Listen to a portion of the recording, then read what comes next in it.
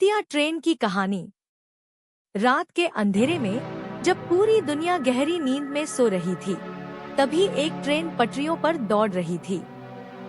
यह कोई साधारण ट्रेन नहीं थी, बल्कि यह काली धुंध में लिपटी एक भूतिया ट्रेन थी, जिसे कई सालों से किसी ने नहीं देखा था।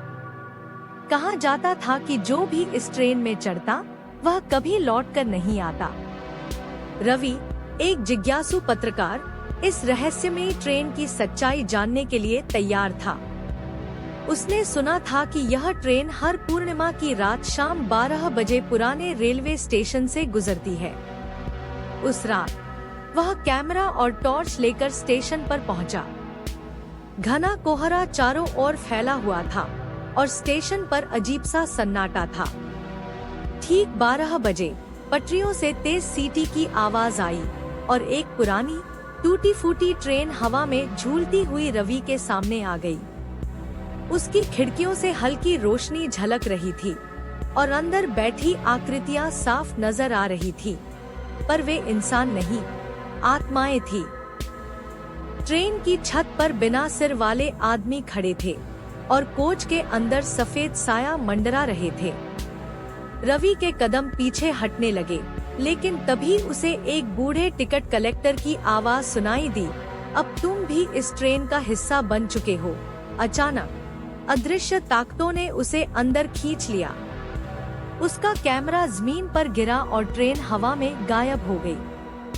अगली सुबह जब लोग स्टेशन पर पहुंचे, तो रवि का कैमरा मिला, जिसमें आखिरी तस्वीर एक धुंधली ट्रेन और रवि की डरी हुई आंखों की थी। तब से कोई भी उस ट्रेन के रहस्य को सुलझा नहीं पाया। कुछ लोग कहते हैं कि अब रवि की आत्मा भी उसी ट्रेन में सफर कर रही है। हमेशा के लिए। भूतिया ट्रेन भाग 2 पार्ट 2। रवि के लापता होने के बाद उसका कैमरा और नोटबुक रेलवे अधिकारियों तक पहुंची, लेकिन जैसे ही उन्होंने कैमरे की तस्वीरें देखी, उनकी रूह कांप गई। ट्रेन के अंदर बैठे यात्रियों की आंखें जलती हुई लाल थी और रवि का चेहरा डर से सफेद पड़ चुका था। कोई समझ नहीं पा रहा था कि आखिर यह ट्रेन कहां जाती है और उसमें चढ़ने वाले लोग कहां गायब हो जाते हैं। रवि की दोस्त नेहा, जो उसी अखबार की रिपोर्टर थी, ने ठान लिया कि वह इस रहस्य से पर्दा उठाएगी। उसने रवि की नोटबुक पढ़ी, जिसमें लिखा था कि यह ट्रेन 50 साल पहले एक भयानक हादसे का शिकार हुई थी। कहा जाता था कि ट्रेन में सफर कर रहे सभी लोग जलकर मर गए थे, लेकिन उनकी आत्माएं अब भी इस ट्रेन में फंसी हुई थी। नेहा ने रेलवे के पुराने दस्तावेज खंगाले और पता चला कि ट्रेन संख्या 701 एक बार सफर पर निकली थी, लेकिन मंजिल तक कभी नहीं पहुंची। कुछ गवाहों के मुताबिक ट्रेन एक पुल पार करते समय गायब हो गई थी। किसी को उसके मलबे तक नहीं मिले थे। नेहा ने फैसला किया कि अगली पूर्णिमा की रात वह उसी जगह जाएगी जहां रवि आखिरी बार देखा गया था। जैसे ही घड़ी ने 12 बजाए, पटरियों पर एक हलचल हुई और वही धुंध से घिरी ट्रेन प्रकट हो गई। नेहा ने हिम्मत जुटाई और अंदर चढ़ गई। ट्रेन के अंदर का नजारा रोंगटे खड़े कर देने वाला था। हर सीट पर पुराने जमाने के यात्री बैठे थे। उनके चेहरे जले हुए थे और उनकी आंखें नेहा को घूर रही थी। तभी एक धीमी आवाज गूंजी, तुम यहाँ क्या कर रही हो? नेहा ने घबराकर इधर-उधर देखा। तभी रवि एक कोने में खड़ा दिखा, लेकिन अब वह पहले जैसा नहीं था। उसकी आंखें खाली थी और उसकी आवाज बदल चुकी थी, नेहा, अब तुम भी हमारे साथ चलोगी। अचानक ट्रेन जोर से हिली और धुआं चारों ओर फैलने लगा। नेहा चीख पड़ी, लेकिन उसकी आवाज बाहर किसी ने नहीं सुनी। अगली सुबह स्टेशन पर फिर वही मंजर था। नेहा का कैमरा और नोटबुक जमीन पर पड़ी थी, लेकिन नेहा खुद कहीं नहीं थी।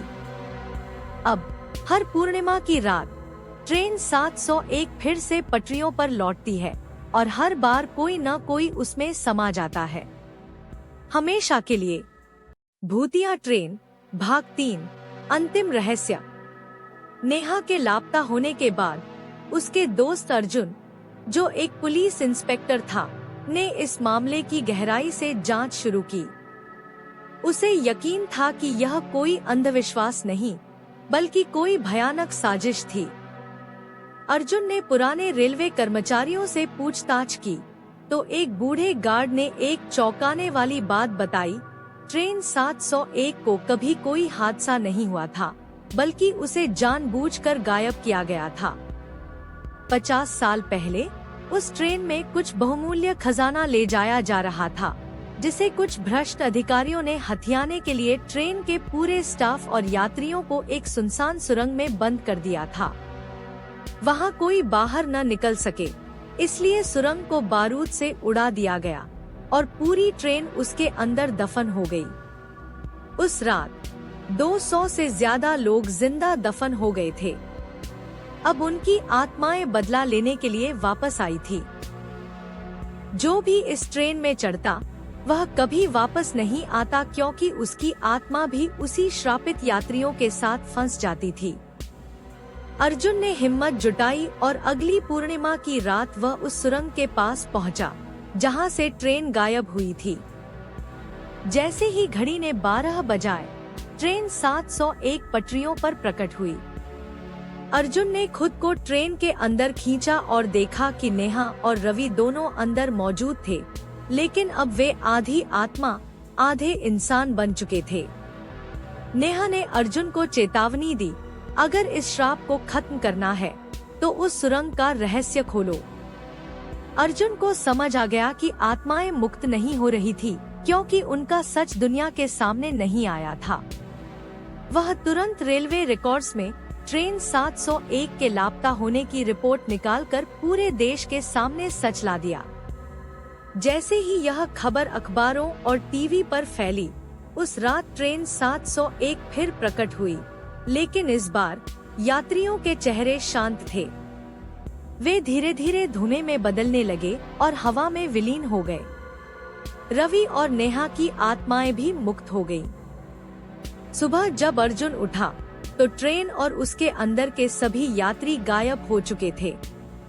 ट्रेन 701 हमेशा के लिए इतिहास बन चुकी थी, लेकिन स्टेशन के पास एक पुराना साइन बोर्ड झूल रहा था, जिस पर एक नया संदेश लिखा था।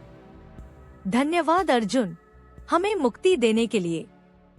और उसके बाद ट्रेन 701 कभी वापस नहीं आई, शायद हमेशा के लिए।